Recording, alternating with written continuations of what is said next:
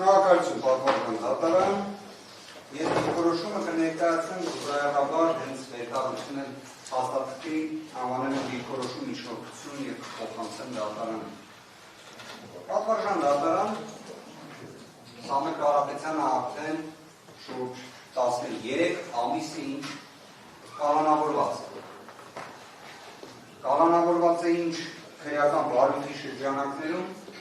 իբրև հաստաբան օրինականության, իրավաչափության տեսանկյունից պատասխան մինչ օրս չեմ կարողացել տալ իմ պաշտպանյանը։ Ձևական առումով կարող ենք կարդալ մեղադրանքի որոշումը, մեղադրական եզրակացությունը, բայց երբ մի պարզ հարց է հնչում, թե ի վերջո ինչու՞մ է մեղադրվում Սամվել Կարապետյանը, ոչ մեր ձևով, ոչ այլ ձևով պատասխան չեմ կարողանում տալ։ Բայց փաստը նա է, որ 13 ամիս է, ինչ կալանավորված է։ Մենք խոսում ենք ինտենսիվ խափանման միջոցի մասին, մենք խոսում ենք խափանման միջոցի պահպանման մասին Հայաստանի Հանրապետությունում տեղի ունեցած քաղաքական ամենակարևոր իրադարձության ժամանակահատվածում։ Պատվարժան դատարան այլևս Հայաստանի Հանրապետության քաղաքական պատմության մեջ իրավական բնույթի փաստ է, որ Սամվել Կարապետյանը մասնակցեց քաղաքական գործընթացներին տնային տաղանքի պայմաններում։ Արդյոք դրա շրջանակներում հնարավորությունը, որ ընձեռվեց այլևս ձեր որոշմամբ, որ տեսակցությունների, շփման և հաղորդակցման սահմանափակումների մեղմացում տեղի ունեցավ, կարևոր էր, միանշանակ կարևոր։ Այդ ժամանակահատվածում մենք խոսում ենք մի իրավիճակի մասին, երբ Սամվել Կարապետյանը, որպես ուժեղ Հայաստան կուսակցությունների դաշինքի առաջնորդ և ուժեղ Հայաստան կուսակցության նախագահ, ունեցավ հանդիպումներ գրեթե 20,000 մեր հայրենակիցների հետ։ Շրջանակը իսկապես աննախադեպ է։ Տնային կալանքի պայմաններում նման ծավալի հաղորդակցումը աննախադեպ է։ Ունեցավ հաղորդակցում բազմաթիվ զանգվածային լրատվության միջոցների հետ։ Լինի դա ուղիղ եթերի ձևաչափով, լինի դա միջազգային մամուլի հետ հաղորդակցումը եւ այլն։ Այդ ողջ ժամանակահատվածում մի հարց են չեսնում։ Այս դեռևս մեզ համար չպարզված քրեական բարույթի շրջանակներում ապացուցման ինչ-որ գործընթացի միջամտել Սամվել Կարապետյանը։ Ունենալով այն հեղինակությունը, որը ունի, որևէ ձևով միջամտեց, որևէ ձևով այս քրեական բարույթը տուժեց, ոչ։ Ավելի պատվարժան դատարան, ես իսկապես պրոբացիայի ծառայությանը դիմեցի, խնդրելով, որ ստանամ պարզաբանում 2026 թվականի ապրիլի 19-ին հաջորդած ժամանակահատվածում, այդ թվում փաստը վկայակոչելով, որ հազարավոր անձանց հետ ունեցել է հանդիպումներ, որևէ ոչ պատշաճ վարքագծի վերաբերյալ տվյալ ունեն, թե ոչ, իրենց վերահսկողական գործառույթների իրականացման շրջանակների պայմաններում ինչ-որ խնդիր տեսել են, թե ոչ, եւ ինչ ենք փորձում պատվարժան դատարան, այսինքն շուրջ 3 ամիս տնային կալանք, հազարավոր անձանց հետ հանդիպումներ, հյուրընկալում, շփում, հաղորդակցում, բայց խնդիր ունեցել ենք։ Սարգի մարտկոցը 2026 թվականի հունիսի 12-ին մի քանի ժամով նստել էր։ Մարտկոցը, այսինքն 3 ամիս խոչընդոտելու ռիսկը հիշեցման կարգով, որպես խնդիր արձանագրման պայմաններում, միակ խնդիրը, որ պրոբացիայի ծառայությունը տեսել է, դա էլեկտրոնային հսկողության սարքի մարտկոցի խնդիրն էր։ Դա էլ հարց է, մարտկոցի խնդրի հետ կապված մեր կողմից էր խնդիրը, թե ամեն դեպքում մարտկոցը մի խնդիր ուներ, որտեղ Սամվել Կարապետյանը նաև Հայաստանի Հանրապետությունում երևի թե միակ տնային կալանքի պայմաններում գտնվող անձն է, ում էլեկտրոնային հսկողության սարքը քանիցս փոփոխվել։ Ես դեռևս ապրիլին էի դրա մասին տեղեկացրել դատարանին, այս խնդիրը բոլոր դեպքերում գոյություն ունի։ Ինչով է դա պայմանավորված, մի օր երևի թե գաղտնի տվյալների հանրայնացման պայմաններում կիմանանք, բայց ամեն դեպքում պրոբացիայի ծառայության կողմից տրամադրած էլեկտրոնային հսկողության սարքի մարտկոցի հետ կապված խնդիր եղել է։ Եվ մենք շատ ցավում ենք դրա համար, բայց ստացվում է տնային կալանք, խոչընդոտելու ռիսկի վկայակոչում եւ ոչ մի տվյալ ոչ պատշաճ վարքագծի մասին, բացառությամբ մարտկոցի։ Շատ ցավում ենք մարտկոցի համար։ Պատվարժան դատարան, այսինքն եթե սենց խմբավորված դիտարկենք, ունենք մի իրավիճակ, որ Սամվել Կարապետյանը ամենահնարավոր ակտիվ վարքագիծն է դրսևորել տնային կալանքի պայմաններում, ունեցել ենք թվով 10 դատական նիստ, մեր կողմից դրա տեսանկյունից պարտականությունների նկատմամբ դրսևորվել է բացառիկ քութաջանություն, այսինքն նաև պաշտպանների կողմից,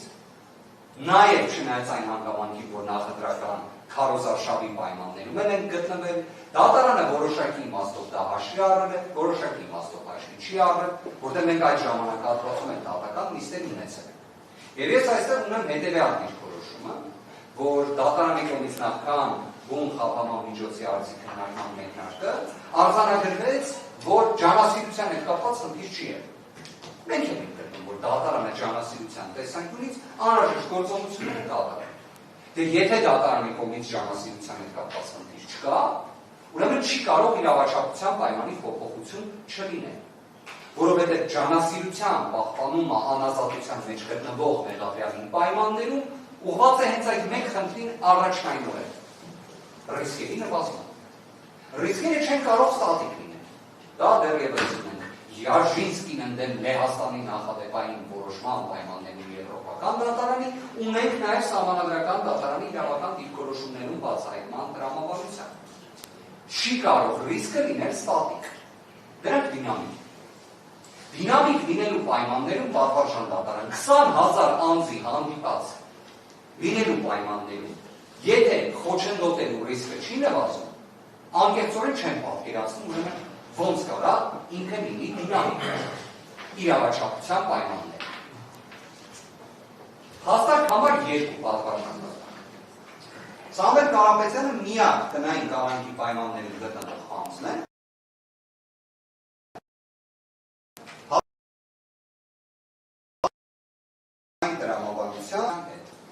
ստացա իրենց հավաստումը պատվարժան դատարան, շատ սպառիչ պատասխաներ չակերտներում, որ որևէ խտրական վերաբերմունք չկա, պարզապես ծանրաբեռնվածությունն է եւ ոստիկանության ծառայողները ունեն միազորություն աջակցելու պրոբացիայի ծառայությանը։ Իդեպ աջակցում բառը պատվարժան դատարան իմ համեստ կարծիքով իրենից ենթադրում է, որ պրոբացիան մի բան անում է, դրա շրջանակներում ոստիկանությունը աջակցում է։ Աջակցել բառը կարծես թե չի նշանակում փոխարինում։ Իդեպ կառավարության վերաբերելի որոշումները, որոնք նշվել են նաև ինձ պատասխան գրության մեջ, ուղիղ նախատեսում են բացառապես աջակցելու լիազորություն, աջակցելու իրավասություն, ոչ թե փոխարինում։ Իդեպ նաև նույն ոստիկանության կողմից ստացված պատասխաններում միշտ նշվում է, որ իրենք այդ աջակցելու գործառույթը իրականացնում է բարույթ իրականացող մարմնի գրության հիման վրա։ Սամվել Կարապետյանի գործը միակն է Հայաստանի Հանրապետությունում, որտեղ բարույթ իրականացող մարմինը իրենց չի գրում, դատարանը ոստիկանությանը չի գրում, բայց ոստիկանությունը գալիս է։ Ոնց է հայտնվում ոստիկանությունը այդ դեպքում, երևի թե դա նաև իրավունքի դիրույթից դուրս պետք է մի օր հետազոտման առարկա դառնա։ Որովհետև այո, այս գործով մենք դա ենք տեսել, հատուկ ուզում եմ ընդգծել, որ այո, դատարանի կողմից որպես բարույթ իրականացնող մարմին միջոցներ նշվածի ուղղությամբ ձեռնարկվեց, բայց լուծում չի դեռ։ Պատվարժան դատարան ես գտնում եմ, որ մենք ունենք պետության կողմից իր պոզիտիվ պարտականությունների տապալման դեպք, հերթական է իդեպ։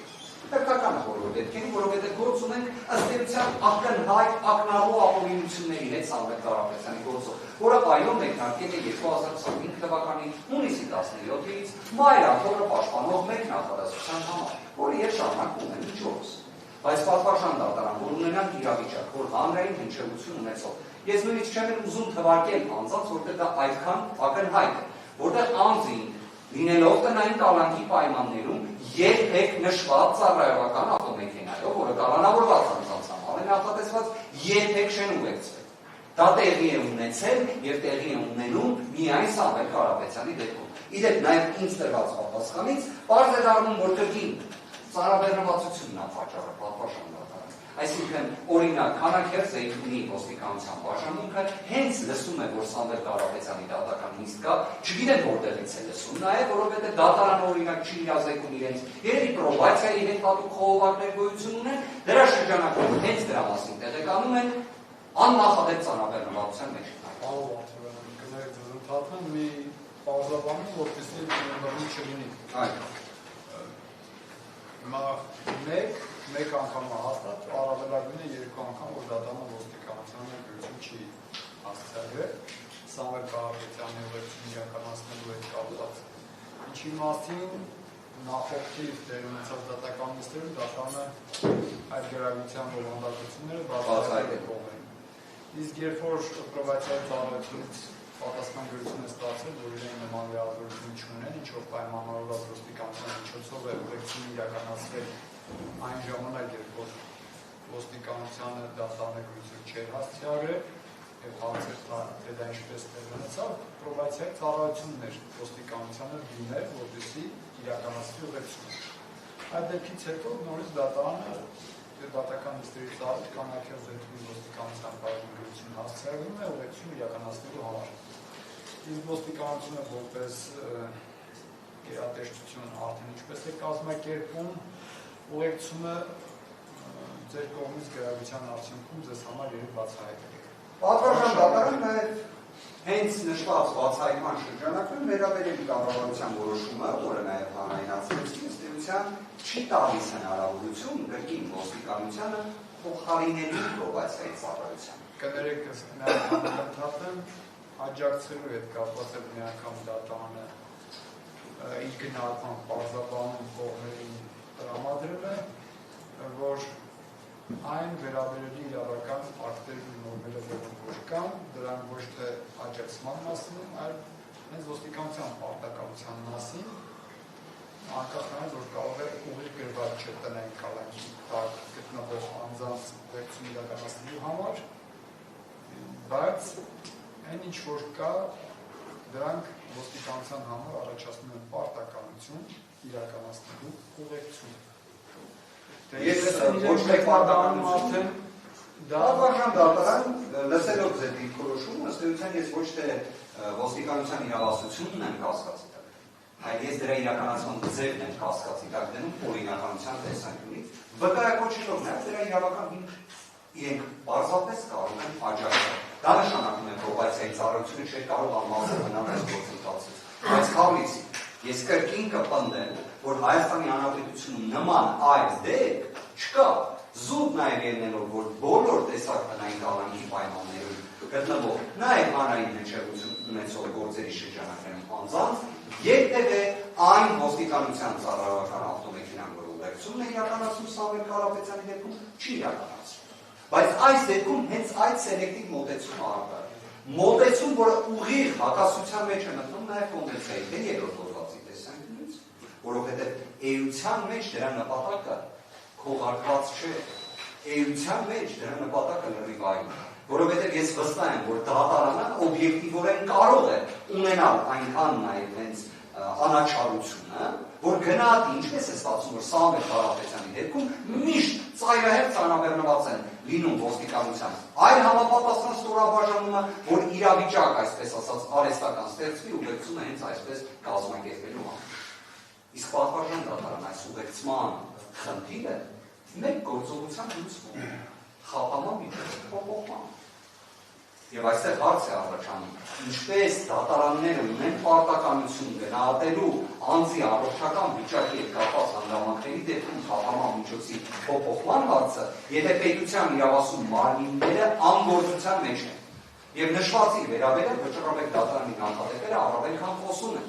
Դրա վերաբերյալ նաև եվրոպական դատարանի նախադեպերն են առավել քան խոսուն։ Եվ ես գտնում եմ, որ այս դեպքում մենք այդ անալոգիան իրավական դիրքորոշումների տրամաբանության կարող ենք իրացնել։ Ավելին, ես գտնում եմ, որ դատարանը պարտավոր է այն իրականացնել։ Շարունակելով, հաստատ համար 3 են ուզում նկատել։ Պատվարժան դատարանը այնպես է ստացվել, որ Սամվել Կարապետյանը լինելով ուժեղ Հայաստան կուսակցության նախագահը ունի հայտարարագիր ներկայացնելու պարտականություն կոռուպցիայի կանխարգելման հանձնաժողով։ Նշված է նաև հանրային տիրույթում ևս քննարկվել է, դեռևս արկա է նոր նախադեպեր ստեղծելու հնարավորություն երևի թե Սամվել Կարապետյանը միակն է տնային կալանքի պայմաններում գտնվելու հաստի բացահայտման շրջանակներում, ում կոռուպցիայի կանխարգելման հանձնաժողովը ներկայացրել է հստակ պահանջ հայտարարագիր ներկայացնելու։ Այսինքն կոռուպցիայի կանխարգելման հանձնաժողովը տեղեկացված է դրա մասին, բայց պահանջը ներկայացրել։ 30 օրյա ժամկետի իբրև խախտման հիմքով վարչական բարույթ է հարուցել։ վարչական վարույթի շրջանակներում եւ ի վերջո նաեւ նշված հանգամանքները վերստին ներկայացվեցին, կոռուպցիայի կանխարգելման հանձնաժողովը որոշեց հետաձգել վարչական վարույթի շրջանակներում նշանակված նիստը, իդեպ հենց հաշվի առնելով այն հանգամանքը, որ Սամվել Կարապետյանի խափանման միջոցի հարցի քննարկում պետք է դեռևս տեղի ունենա։ Կոռուպցիայի կանխարգելման հանձնաժողովը գտնում է, որ հայտարարակիր լրացնելու համար անձի կողմից բանկեր եւ համապատասխան այլ մարմիններ այցելելը անհրաժեշտություն։ Ճիշտ ասած, մենք դա գիտենք, որ անհրաժեշտություն է եւ հենց դրա համար էլ ասում ենք, որ վարույթ չի կարող հարուցվել, բայց երևի թե հետագայում բացահայտվեց։ Ամեն դեպքում պատվարժան դատարան վարույթը ոչ թե կասեցվել է, այլ հետաձգվել է 10 օրյա ժամկետով։ Այդ որոշումը կայացվել է 2026 թվականի հունիսի 2-ին։ Դրան նախորդող ժամանակահատվածում նաև հունիսի 23-ին ևս նման որոշում կայացվել։ Նա ինչ-որ իմաստով պատվարժան դատարան գտնում ենք, որ սա ևս մի հաստատ է, որը պետք է գնահատվի։ Այսինքն մեկ իրավասու մարմին ևս գտնում է ողջամտորեն, որ պետք է իրավաչափության պայմանը գնահատվի նաև դրա մյուսի ներքո։ Ստեղ պարզապես օբյեկտիվ իրականության հետ գործում ենք։ Հիմա պատվարժան դատարան, երբ դուք ի սկզբանե քննում եք Սամվել Կարապետյանի խափանման միջոցի հարցը, այդ ժամանակ Սամվել Կարապետյանի կուսակցության նախագահ լինելու կարգավիճակը պայմանականորեն նոր էր բացահայտված դատարանի համար։ Այս 3 ամիսները դուք որպես վարույթ իրականացնող մարմին, կարծում եմ առավել քան կարող եք նաև նշված կարգավիճակի շրջանակներում անձի դրսևորած վարքագիծը, դրանից բխող պարտականությունների առկայությունը գնահատել։ Եվ խնդրում ենք, որ դա ևս գնահատի։ Հիմա մյուս հանգամանքը, որ ուզում եմ կոչել պատվարժան դատարան, դա վճռաբեկ դատարանի 2026 թվականի մայիսին ունի որոշում։ Մենք առիթ ունեցել ենք այս հանգամանքը վկայակոչելու, հիմա ևս գտնում եմ, որ առավել քան ակտուալ է նշվածի վկայակոչումը։ Ըստ վճռաբեկ դատարանի, ծանրակշիռ փաստարկներով հիմնավորման ենթակա է անձին շարունակաբար կալանքի տակ պահելու անհրաժեշտ ու բավարար հիմքերի առկայությունը, այլ ոչ թե համապատասխան երաշխիքների կիրառմամբ անձին ազատ արձակել։ Պատվարժան դատարան, մենք ինչ ծանրակշիռ փաստարկ լսեցինք հանրային մեղադրողից, որ Սամվել Կարապետյանը շարունակի մնալ կալանավորված։ Այսինքն, որ 13 ամիս տևող կալանքը լինի 16 ամիս տևող։ Լուրջ, օրինակ, որն է այդ ծանրակշիռ փաստարկը, ես անկեղծորեն ուզում եմ հասկանալ։ Հանրային մեղադրողի խոսքի, եթե ժամկետային տևողությունը գնահատենք, այն տևեց շուրջ 5 րոպե։ Շուրջ 5 րոպե տևի, որ անձը 16 ամիս լինի կալանավորված։ Ես չեմ պնդում, որ հանրային մեղադրողը թող խոսեր պայմանական 1 ժամ։ Ես խոսում եմ նրա մասին, որ այո, կարող է 5 րոպեվա ընթացքում օրինակ ասել, այս օրը ոչ պատշաճ վարքագիծ է դրսևորել, նախորդ օրը այս կերպ է խոչընդոտել ապացուցման գործընթացին կամ չգիտեմ, այսպիսի ոչ պատշաճ վարքագիծ է դրսևորել։ Հակառակը, ես հանրային մեղադրողից նաև լսեցի, որ անձը պատշաճ վարքագիծ է դրսևորել։ Բայց ստացվում է այդ 5 րոպեվա ընթացքում մենք կարող ենք արձանագրելով հանդերձ, որ անձը պատշաճ վարքագիծ է դրսևորել, բայց թող 16 ամիս լինի կալանավորված։ Ես այստեղ ուղղակի իրավունքի էությունը չեմ կարողանում բացահայտել, որովհետև եթե իրավաչափության պայմանները դինամիկ են, անձի կողմից պատշաճ վարքագիծ դրսևորելը պետք է չէ հետևանք ունենա։ Հետևանքներից մեկը անձի վարքագծի կանխատեսական այդ ռիսկերի վերանայումն է։ Բայց 3 ամիս անձը պատշաճ վարքագիծ է դրսևորել։ Դրան նախորդող 10 ամիսների ընթացքում էլ է պատշաճ վարքագիծ դրսևորել։ Դա ինչ որ բան փոխում է։ Կարող է ատելից պատվարժան դատարան մի հարց կամ պատասխան առաջանա, որ անձը միշտ պատշաճ վարքագիծ է դրսևորում։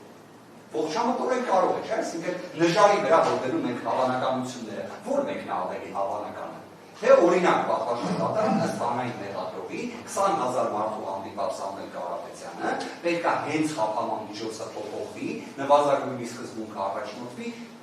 այն ժամանակ սկսի հանդիպել այս գործով ներգրաված անձանց, ում իդեպ մի կարևոր հանգամանք կա, չի էլ ճանաչում։ Այսինքն այդ հանդիպելու եւ միջամտելու տեսանկյունից երևի մենք պետք է խնդրենք մեզ օգնեն, որ մենք իմանանք ոնց միջամտենք։ Իսկ կարող 20,000 հոգու մեջ եղել են այդ անձինք։ Իսկ պատվարժան դատարան ամբողջ հարցի ինչու՞մն է։ Դուք կարծում եք Սամվել Կարապետյան ով ոստիկանության ծառայողների կողմից մշտադիտարկման պայմաններում է գտնվել։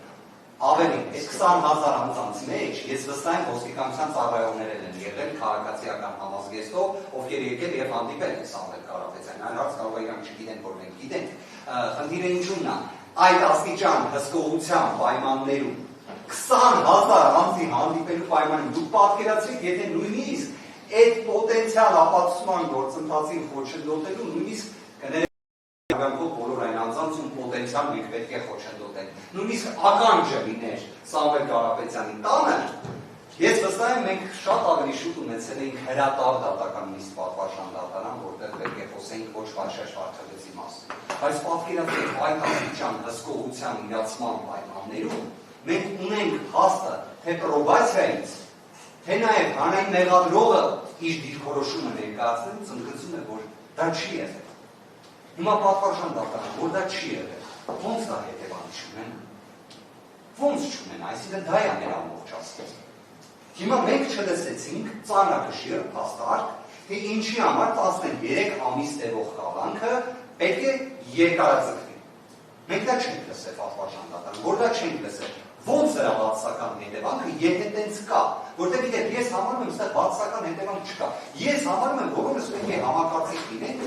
ազատության կանխավարկածի շուրջ։ Կանխավարկածը միշտ գործում է օգուտ ազատ արձակման։ Աստեղ մենք վեճ պետքա չունենանք, այսինքն հանրային մեղադրողի հետ կարանք ապացույցների վերաբերյալ վեճ ունենանք, եւ դրանք հետազոտելիս լինենք։ Այլ հարցերի շուրջ, բայց ոչ անձի ազատության կանխավարկածի, որի նկատմամբ պարտականություն իրենք են։ Ոչ միայն դատարանը։ Իրավունքի գերակայությունը բոլորի համար է։ Առաջին հերթին հանրային իշխանության ներկայացուցիչների, լինի դատարանը, լինի դատախազությունը եւ այլն։ Պատվարժան դատարան մյուս հանգամանքը, որ արդեն այս միջնորդության շրջանակներում են ուզում ներկայացնել։ Այո, Սամվել Կարապետյանի նկատմամբ ին աննախադեպ չափի գրավ է իրականացել։ Մենք առաջարկում ենք դա էլ ավելացնել պատվարժան դատարան։ Թեև հակառակը պետք է դիրքորոշման ներկայացնել։ Ասենք մենք պնդում ենք, որ այն պետք է նվազեցվի, որտեղ եթե 3 ամիսը տևել դինամիկ պրոցես է, պատշաճ վարքագիծ է դրսևորվում, հետևանքներից մեկը նաև պետք է լիներ գրավի չափի նվազման տրամաբանության վերանայման։ Մենք առաջարկում ենք այն ավելացնել։ Որովհետև մենք պատկերացնում ենք, որ այո, մենք ինքներս թող միջոց ձեռնարկենք, որ անձի ազատության կանխավարկածը գործի պատվարժան դատարան, այլ ոչ թե խախտի։ Ոչ թե տրորվի իրավունքը, այլ գերակային իսկապես։ Մենք նաև այդ իմաստով 400 միլիոնի առաջարկությունը ներկայացնում փոխանակումային այդպիսի լինի։ Եվ կարծում ենք պատվարժան դատարան, որ նման պայմաններում ուղղակի ողջամիտ իրականության մեջ եւ համակցության մեջ գնահատում են անձի դրսևորած վարքագիծը, ակտիվ վարքագիծը, ու դրա պայմաններում պատշաճ վարքագիծը, միատել նաեւ երաշխիքի ավելացումը, որի պարտականությունը չունենք, որովհետեւ ինչպես հենց վճռաբեկ դատարաններ նշել է, մենք անհրաժեշտ եւ բավարար հիմքեր անձի ազատ արձակման տեսանկյունից ապահովելու կարող ենք չներկայացնել, որտեղ հակառակին նախ ծանրակշիռ փաստարկը։ Ոստիկանության նման է կապում։ Պարտականություն չունեք, բայց ուզում եք աջակցեք։ Դե ստեղծված իրավիճակում դա էլ անենք, պատվարժան դատարան, եթե դա կնպաստի իսկապես իրավունքի ապահովման։ Պատվարժան դատարան մյուս հանգամանքը, որը ուզում ենք նշել։ Այդ առումով թեկուզ 5 րոպե տևողության, բայց դրական իմաստով ուզում ենք լցնել։ Ինչ-որ իմաստով կարևոր էր, որ թեև նախնական հենց պարզապես խոսքի շրջանակներում նշեցինք ապացույցների հետազոտման ծավալի հետ կապված, եւ այստեղ կարևոր էր, որ պայմանականորեն ապրիլի 17-ի դատական նիստի շրջանակներում նշված հարցը չէր քննարկվել։ Այսօր մենք ունեցանք նաեւ հանրային մեղադրողի դիրքորոշում, ապացուցման ենթակա ծավալի հետազոտման շրջանակի հետ կապված մենք պարզաբանումը ստացել ենք։ Դա մեղադրական եզրակացության հետ ներկայացված է։ Ոչ մի նոր տվյալ այդտեղ չկա։ Ես հիշում եմ պաշտպանության կողմից ներկայացվող վկաների վերաբերյալ հենց հակակոռուպցիոն դատարանում դատավորներից մեկը մի կամաբանական հանգամանք է նշել։ Ասում եմ, եթե պաշտպանության կողմն է ներկայացնում ինչ-որ մի անձի որպես վկա լսելու վերաբերյալ եւ իր դիրքորոշումը հետազոտել, հա, Չէ՞ որ բարձր ինչև է պետք է հաղորդակցվենք, չէ՞ հետը։ Այսինքն այդտեղ չի կարող ռիսկի աստիճանը գնահատվել այնպես, ինչպես պայմանականորեն մեղադրանքի կողմից ներկայացվող ապացույցի ծավալի։ Հիմա օրինակ բազմաթիվ գործերով հաստաբանական հարցման ենք ենթարկում, արդյունքը ստանում ենք, դրանից հետո նոր դա որպես միջնորդություն ներկայացնում։ Այս ասումը հաղորդակցվում է, չէ՞ հետը։ Այսինքն պաշտպանության կողմից նշված դիրքորոշումը որպես իրավունք իդեպ իրացվող երբեք չի կարող բացասական լույսի ներքո մեկնաբանվել հնարավոր խափանման միջոցի ինտենսիվությունը հիմնավորելու մասով։ Հետևաբար պատվարժան դատարան գտնում ենք դատարանի կողմից վկայակոչած նշված ռիսկը իրավաչափության պայմանների տեսանկյունից փոփոխվել է։ Չի կարող նույնությամբ լինել ինչ ապրիլի 17-ին, հատկապես նաև հաշվի առնելով 2026 թվականի հուլիսի 9-ին ներկայացված դիրքորոշման պայմանները, այլևս հանրային մեղադրողի կողմից բացահայտված է։ Եվ ես վստահ եմ նաև դատարանը նշված է ևս դինամիկ կարգով կարող է եւ պետք է գնահատել, որպես իրապես իրավաչափության պայմանների վերաբերող անկյունաքարային տվյալ։ Պատվարժան դատարանը այս քրեական վարույթի առանձնահատկությունները բացահայտել է դեռևս 2025 թվականի հոկտեմբեր ամսին։ Եվ 2025 թվականի հոկտեմբեր ամսին այն բացահայտելով, հետագայում վերադառնալով դրան 2026 թվականի հունվար ամսին, այնուհետև ապրիլից որպես վարույթ իրականացնող մարմին գնահատելով այս գործի առանձնահատկությունները, դատարանը ունի բացառիկ առավելություն որևէ այլ դատավորի պարագայում, որովհետև այս գործի դինամիկան է դատարանը տեսել, կամ դինամիկայի բացակայությունը, որովհետև այն ինչ տեսել եք հոկտեմբեր ամսին, ըստ էության տեսնում եք նաև 26 թվականի հուլիսին։ Սա լավ է թե վատ է, թող դա գնահատի ի վերջո դատարանը, բայց ուզում եմ ասեմ անձի կոնկրետ Սամվել Կարապետյանի պատշաճ վարքագծի տեսանկյունից կարծում եմ այս դինամիկան ժամանակային առավել քան բավարար է ճիշտ հետևության գալու համար։ Եվ պատվարժան դատարանը նպաստակույնի սկզբունքը չի կարող չգործել։ Ուղղակի չի կարող, դրա մասին է, չէ՞։ Այսինքն պետք է ընտրվի այնպիսի խափանման միջոց, որը իսկապես անհրաժեշտ է, իսկապես համաչափ է, իսկապես ողջամիտ է։ Տնային կալանք այս 3 չափորոշիչներից ոչ մեկին էլ չի կարող Սամվել Կարապետյանի դեպքում։ Պատվարժան դատարան վերջին փաստարկը, որ ուզում եմ նկարահանել, հետևյալն է։ Սա ի վերջո մեկ քրեական վարույթ, որի շրջանակներում կան մի քանի մեղադրյալներ։ Այո, յուրաքանչյուրի դեպքում պետք է առանձնահատուկ կերպով գնահատվի խափանման միջոցի հարցը։ Յուրաքանչյուր դեպքում։ Հիմա պատվարժան դատարանը ունենք իրավիճակ, որ այն ինչ մերսագրվում է Սամվել Կարապետյանի, տեխնիկական ձևակերպման copy-paste-ի տրամաբանությամբ գրված է նաև մի դրվագի մասում այլ ասած վերաբերել։ Ուզում եմ հասկանալ ոնց է ստացվում, որ քրեական վարույթ շատ կերպով ընթացք ստացել է, չի փլուզվել, ողջ անոտորեն գնում է առաջ։ Դատարանն էլ այո արձանագրել է, որ ջանասիրությունն ապահովված է։ Այդ դեպքում ինչ նախնդիրը, որ նվազագույնի սկզբունքը չգործի Սամվել Կարապետյանի դեպքում։ Իդեպ անկեղծորեն պատվարժան դատարան, մեր պատկերացումը վարչական հսկողության դեպքում դա ծայրահեղ միջոց է։ Մենք գտնում ենք իսկապես, որ Սամվել Կարապետյանի դեպքում միայն պարզապես գրավի կիրառումը որպես խափանման միջոց առավել քան բավարար լինելու է։ Սամվել Կարապետյանը հանրային գործունեություն իրականացնող անձ է պատվարժանը։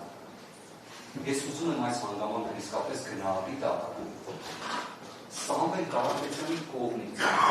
բոլորիս համար անհասկանալի, բայց մյուս կողմից բոլորիս համար հասկանալի քաղաքական հետապնդման պայմաններ որևէ կերպ վարքագից ոչ պատշաճ դրսևորելը, այդ վնասը ոչ միայն զուտ իրավական կառուցակարգն է, գրավի բռնականձումը եւ այլն, հանրային հեղինակությանն է վնաս պատճառը, ու որ մտածենք հանուն ինչի, այսինքն մի գործի, որի հետ ոչ մի առնչություն չունի Սամվել Կարապետյանը, բացառությամբ այն հատվածի, որ այո Սամվել Կարապետյանը պաշտպանել պաշտպանել է հայ առաքելական եկեղեցին եւ պաշտպանել է։ Եթե նշվածն է խոչընդոտելու ռիսկի տեսանկյունից քավիցի, եկեք ընդունենք, այո, հայ առաքելական եկեղեցին պաշտպանել է Սամվել Կարապետյանը։ Եթե դա է խոչընդոտելու ռիսկը, ընդունում ենք։ Եթե դա Հայաստանի Հանրապետությունում իրավաչափության պայմանի տեսանկյունից ռիսկ է, սա դա։ Բայց կարծես այդպես չի պատվարժան դատարան, որովհետև հանրային մեղադրողը կարծես այլ դեպքի մասին է խոսում։ Այլ դեպք գիտել առնչություն չունի, որը ապացուցել ենք, որ չունենք պատվարժան դատարան վարքագծով։ Իրավական ամրագրումը դրա կստանանք ավարտին։ Մի հանգամանքեր եմ ուզում նշել իրավաչափության պայմանների տեսանկյունից, պատվարժան դատարան մենք ներկայացրել ենք քրեական հետապնդումը դադարեցնելու վերաբերյալ միջնորդություն։ Այդ միջնորդության շրջանակներում մենք բավականին լայն շրջանակ ենթադրող հարցերի ենք անդրադարձել։ Չեմ կարող նույնացնել նրա հետ ինչ մենք ունենանք հիմնական դատալսումների շրջանակներում, բայց առնվազն այնպիսի տվյալներ են բացահայտվել, որոնք էական նշանակություն ունեն։ Դրա վերաբերյալ ներկայացվել են հակափաստարկներ, որոնք էական նշանակություն ունեն։ Դատարանի կողմից դրա վերաբերյալ հնչեցվել են հարցադրումներ, որոնք էական նշանակություն ունեն։ Իրավաչափության պայմանի տեսանկյունից չի կարող հարցը դիտարկել զուտ նախնական դատալսումների փուլում են դեռ, թե ոչ։ Յուրաքանչյուր հարցը իրենից բովանդակություն է ենթադրում։ Յուրաքանչյուր հարց, եւ ես համարում եմ առնվազն, որտեղ գրավոր միջնորդություն են ներկայացրել։ Քրեական հետապնդման դադարեցման հետ կապված կառուցվածքի իմաստով մենք բավականին լայն միջնորդություն ենք ներկայացրել։ Մենք դրվագները բավականին խորությամբ ենք գնահատել։ Սա էլ պետք է ազդեցություն ունենա։ Չի կարող չունենա։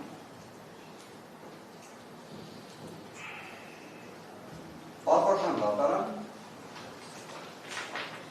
իհարկե իրավական հաստատում չի հանդիսանում, բայց այլ նշել։ 2022 թվականի դեկտեմբեր ամսին, երբ վերադարձավ հաստատանական գործունեությանը, նախքան այդ ազգային ժողովում հաստատանավոր, մի քանի դատական նիստեր, որոնք կառանձնացնեի, դրանցից հենց մի քանիսը տեղի ունեցել ձեր նախագահության պատվարժան դատարանում։ Այնպես է ստացվել, որ հավանականությունը բավականին բարձր է, որ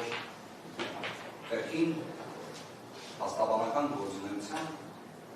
առնվազն որոշակի ժամանակահատված չեմ զբաղվել։ Ձեր նախագահությամբ հնարավոր է սա իմ վերջին դատական նիստն է, որի մասնակցում։ Իրավական փաստարկ չի գնալ։ Բայց պատվարժան դատարան ես անկեղծորեն հավատում եմ, նաև ելնելով հենց այն հանգամանքից, որ նշեցի ես, եթե մի քանի դատական նիստեր առանձնացնեն, մեկը կլիներ հենց ձեր նախագահության տեղ ունեցած նիստեր։ Ես տեսել եմ ինչպես եք իրավունքը ապահովել։ Ես տեսել եմ ինչպես եք իրավունքը պաշտպանում։ Տեսել եմ։ Անկեղծորեն, եւ շատերը օրինակ դա չէին պատկերացնի, բայց ես տեսել եմ դա։ Պատվարժան դատարան, անկեղծորեն եմ ասում։ Շատ հավատում եմ։ Երբեք չի եղել, որ չհավատամ։ Ես ցանկացած միջնորդությունը նույնիսկ անհավանական պայմաններում ներկայացնելու ընթացքում ես միշտ դրան հավատացել եմ։ Այո, Հայաստանի Հանրապետության երևի 99%-ը կարծում էր, որ Սամվել Կարապետյանը նախընտրական քարոզարշավի ընթացքում պետք է լինի տնային կառավարքի պայմաններում։ 99%-ը ճիշտ դուրս եկավ, ես այն 1%-ի մեջ հավատացի։ Բայց ես հավատում եմ նրան, որ իսկապես չի կարող Երբ վճռաբեկ դատարանը ասում է ծանրակշիռ փաստարկ ներկայացրել, այդ ծանրակշիռ փաստարկը չլինի, բայց դրային կանանք լինի։ Ես հավատում եմ, որ այդպես պետք է չլինի։ Եվ իսկապես նաև դրա համար կարծում եմ ներկայացրեցինք այնպիսի մենք մեր հերթին փաստարկներ առանձին խմբերով, որ կարող են բավարար լինել խափանող միջոցի փոփոխման։ Պատվարժան դատարան Հայաստանի Հանրապետություն չկա մարդ վստահ են դատում, որ կարող է մտածել, որ Սամվել Կարապետյանը իր անցած կենսագրությամբ, իր ունեցած ճանապարհը, որը իսկապես շատ մեր հայրենակիցների համար միշտ օրինակ է եղել։ Դրա պայմաններում պետք է ինչ-որ ապացուցման գործընթացի միջամտի ու խոչընդոտի, ինքնին դա վիրավորական։ Ինքնին դա վիրավորական։ Այսինքն մենակ դրա ռիսկի մակարդակում խոսելը դրա մասին վիրավորական։ էլ չասեմ նրա ինչ-որ կերպ իրականության դառնալը։ Անհնար է։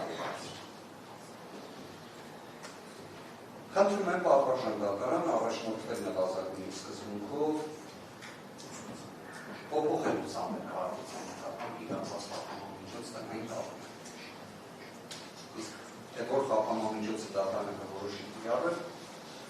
մենք գտնում ենք իսկապես, որ նվազագույն սկզբունքը իրենց ենթադրում է նույնիսկ բացառապես գրավի դրան։ Բացառապես։ Ու պատվարժանդակարան նաև կարծում եմ հենց կազմակերպչական իմաստով, բնավ չեմ ուզում միջամտել դատարանի իր նաև արձակուրդի իրավունքին եւ այլն, բայց փաստը նա է, որ մենք այս դատական նիստին հաջորդող տևական ժամանակահատված նիստ չենք ուզում։ Հա տենց լինում, իհարկե, տենց լինում է, նորմալ է։ Ուղղակի դրա նորմալության ամբողջականության համար դրա բացասական հետևանքը սահման կառավարությանը չպետք է կրի։ Սա է ամբողջ հարցը։ Ու կարծում եմ նորմալ է այդ դիրքորոշումը հենց տենց որ լինի։ Շնորհակալ եմ պատվարժանդակարան գրավոր նաև փոխանցեմ դիմում դիրքորոշում իշխանություն ներկայացան հաստատություն։ Մի օրինակ կարող եմ այն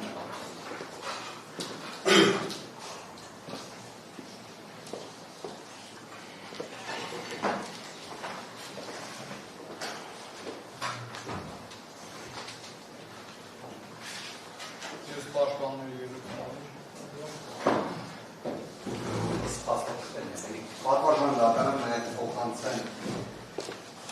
կոռուպցիայի կանխարգելման հանձնաժողովից համապատասխան որոշումը, պրոբացիայի ծառայությունից ստացված այս ողջ ժամանակահատվածում միայն մարդ խոսքի կապված անհանգստության վերաբերյալ տվյալը, պրոբացիայի ծառայությունից գրությունը, թե ինչպես է ստացվում, որ ուղեկցությունը իրենց կողմից չի իրականացվում եւ ոստիկանության կողմից նաև ստացված պատասխանը։ Շնորհակալ եմ։